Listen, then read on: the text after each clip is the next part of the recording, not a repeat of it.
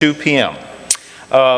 We ask a graduate to speak to our faculty and staff during our in-service, and I talked with Erik MILAM about doing that, and he's going to speak to them tomorrow. And then we also have, on many occasions, had that same speaker speak at this event. It's just a way of introducing you to the community in a larger way, and understanding maybe some of the interests we have as a school, which will be, I think, implicit in Erik's talk. He graduated from MBA in 1999 and then matriculated at Baylor University, where he graduated with a degree in business administration and a double major in entrepreneurship and financial planning. Since he's been back in Nashville, he earned the Certified Financial Planner and Registered Life Planner professional designations.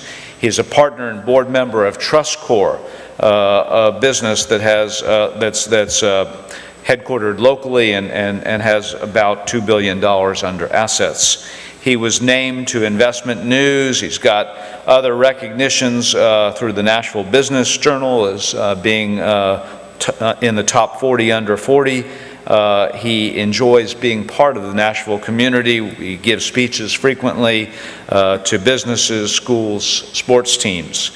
He's a member of the Nashville Rotary Club. He's a former board chair of United Cerebral Palsy of Middle Tennessee and has served as a board member for the Financial Planning Association of Middle Tennessee. He's also a deacon at Woodmont Christian Church. He and his wife, Michelle, recently celebrated their 10th wedding anniversary. They have a daughter, Grace, who'll be in kindergarten at Harding Academy, and a 3-year-old son named Cannon.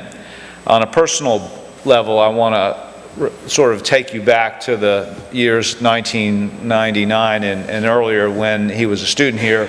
I came to MBA in 1994, so I got to know him when he was a student. And you'll see he has dealt with cerebral palsy all his life and never made that an issue. In fact, he was on our football team when he was here. And he also dealt with some serious stuttering, and I often marveled at how he dealt with these issues and made himself perhaps even more normal and better than most of us. I'm very proud to introduce Erik MILAM to you. Please join me in welcoming him.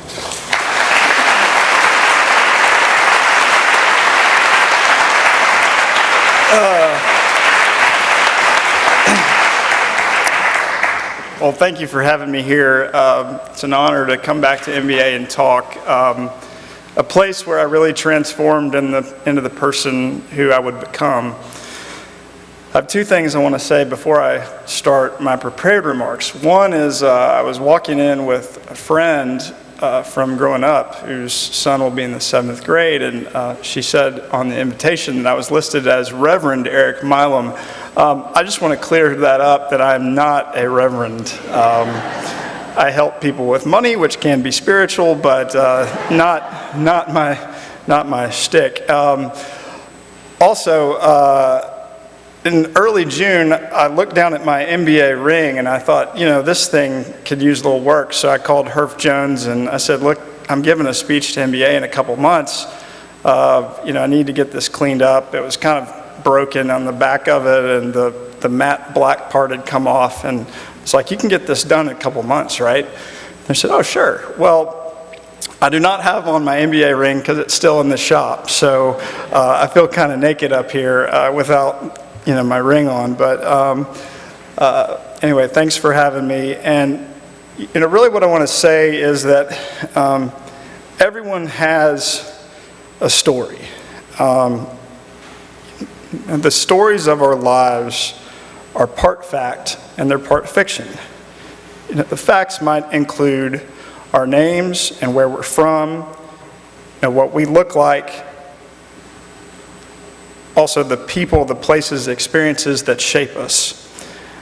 And the fictional stories are what we make up about ourselves, who we think we are, our attitudes, and what we believe we can do, and what we think we can become. I would like to share how attending MBA helped me change my own narrative and gave me the skills to write a new story for myself and live each day to the fullest. So my story began when I was born prematurely and adopted about a month later out of the NICU. And when I was 2 years old, not yet walking, my parents took their adopted only child to the doctor and found out that I had, as Mr. Joya said, I had cerebral palsy. Then the doctor said I would never walk upstairs without the use of a railing, and I also had a severe stuttering problem growing up. I couldn't answer the telephone or even ask a question in school without struggle and heartache. I had 2 surgeries to lengthen and reposition muscles in my legs to enable me to walk, and I attended speech therapy throughout high school and college. So growing up, I longed to be a normal kid, but I always kept a smile on my face. I never let anyone know how much I hurt on the inside. I remember one time closing the door to my room and watching a video of myself walking and crying for hours. I used to pray to God and ask God, how could you do this to me? Have I done something wrong? I kept living my life, but at times growing up I felt broken and also defeated. Understandably so, given the challenges I faced at a young age. As I think back, my mom and dad gave me every possible resource to succeed. They provided unconditional love, a great education, and health care. And I think one of the greatest gifts my parents gave me was not putting limits on what I could achieve. My dad was tough, an attorney, Vietnam veteran, and a captain in the Navy Reserves. He wanted me to learn to fight my own battles and make my own choices. He did not want to disable me more by doing life for me. As a parent now, I know how hard that must have been for him to see me struggle at times, but I'm thankful to my parents for letting me struggle and learn how to thrive on my own. I remember the process of choosing MBA after the 6th grade at Oak Hill. My parents were concerned that the rigorous academics combined with my physical challenges might have been a little too much for me to handle. On top of that, my math scores were not up to par. I can still see the image in my mind of meeting with Headmaster Dr. Pascal, who said he would welcome me to MBA if I was willing to do math tutoring that summer before 7th grade.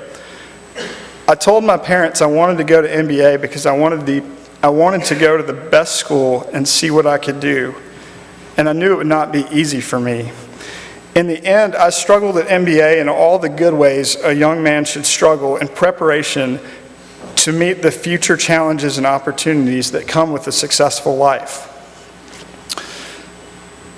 In thinking back about my time at MBA, my classmates inspired me to become the best version of myself. So Robert Sawyer, who's now Dean Robert Sawyer here at MBA, asked me to talk about the class of 1999. He told me that the class of 1999 might be regarded as the most successful class ever at MBA. I didn't say that, Robert did. I could mention the state championships, the national championship of our debate team, or the record SAT scores of our massive offensive line, future professional athletes, etc. But those accomplishments are just byproducts of a commitment to the ideals of MBA, gentleman, scholar, athlete. Those were standards we took seriously because we had high aspirations for ourselves and each other. We encouraged and inspired each other within the crucible of an MBA education. Yes, we competed, but we also grew to love and respect each other as brothers. It's worth noting that my classmates were gentlemen in the way they handled my differences and challenges.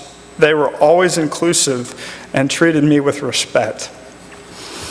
That still means a lot today. I was never bullied, not once. It's amazing. Now, this past spring, we celebrated our 20th reunion, and the depth of friendship I still share with my classmates cannot be put into words or valued.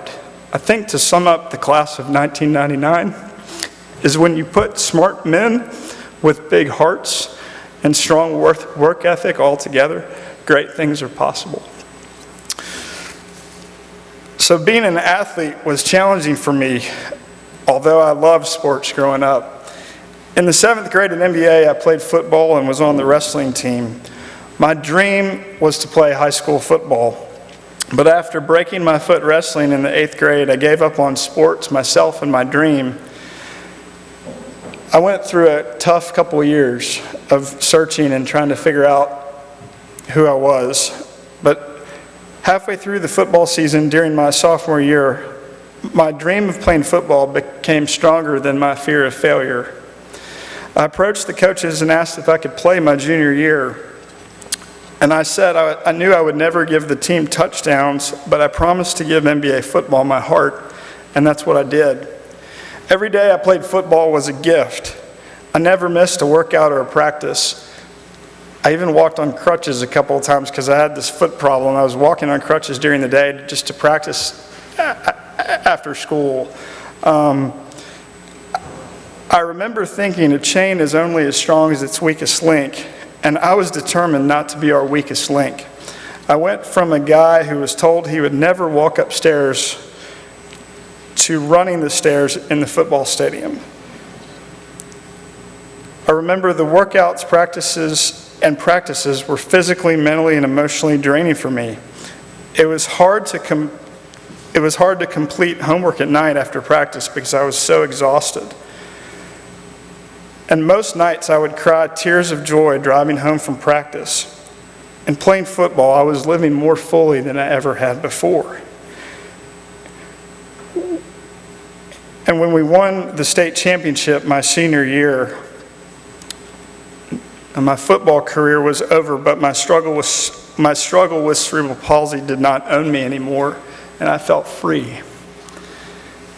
It was my experience on the athletic field that helped me finally learn how to study. I became a better student by putting the same heartfelt effort I discovered playing football into studying. And excuse me. So one of my fondest memories is how much I disliked my senior English class with Dr. Batten. He was a demanding teacher. I was struggling to meet his expectations, and my grades reflected his displeasure. I made a choice to visit Dr. Batten frequently and asked for help. I started to improve my writing, and by the end of the year, I was making A's and got exempt from his final exam. I learned there's no better feeling than putting all my heart into something and seeing what I could do. After graduating from Baylor, I wrote Dr. Batten a thank you note and told him that I made an A on every paper I wrote in college. To me, being a gentleman was the most important of MBA ideals. I think without honor and acting with respect and kindness, accomplishments mean nothing. I was kind of an average student at MBA, and at times when I struggled in the classroom or on the football field, I would remind myself that at the very least, I was struggling with honor and integrity. Sometimes it was the only thing I held on to. And one phrase I learned from my football coach was, leave it better than you found it. These are simple but powerful words that I still try to live by every day. A culture of mutual respect and high standards requires a commitment from the entire MBA community, students, teachers, coaches, and parents. I can recall another lesson I learned from my football coach. It was senior year, and I felt embarrassed by something that happened in practice. I was upset. Everybody knew it, including the coaches, and I was comforted by my teammates, and I was feeling pretty low.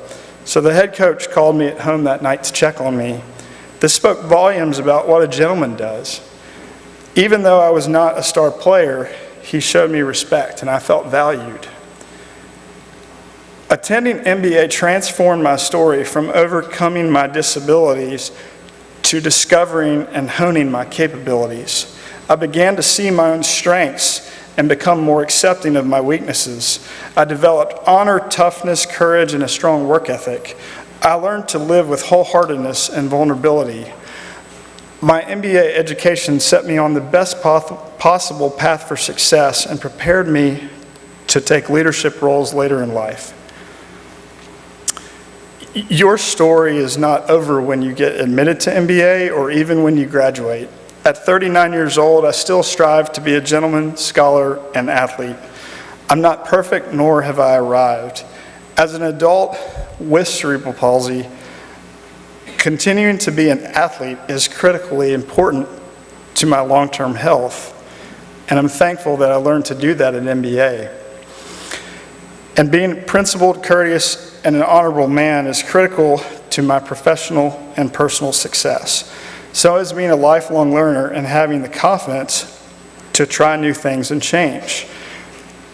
Recently, I realized one of the things I gave up on as an insecure junior high school student was artistic expression. Now I've started taking electric guitar lessons in an effort to face my fear, try something new, and get free from an old story, but I've got a long way to go. In closing, recently I opened my adoption records with the hopes of meeting my biological parents. Unfortunately, I learned that both had passed away.